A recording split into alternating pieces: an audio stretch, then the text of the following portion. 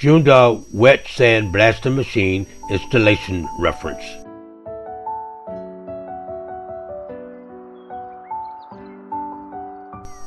Screw the gun holder directly onto the sandpipe and tighten it.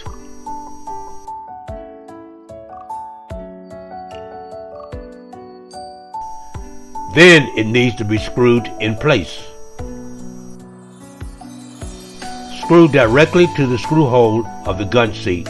Screw all the screw holes of the gun seat.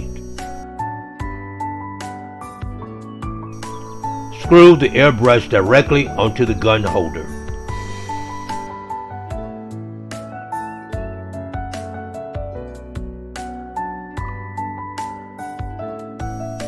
Screw on the other end of the same sand tube to the base, which will be connected to the sand outlet of the sandblasting pot.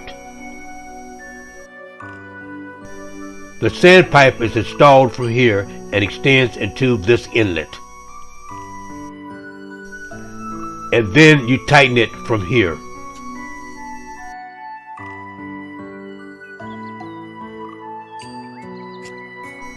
And then you have the gasket here, and you put the gasket in the sand tube and you connect the sand tube.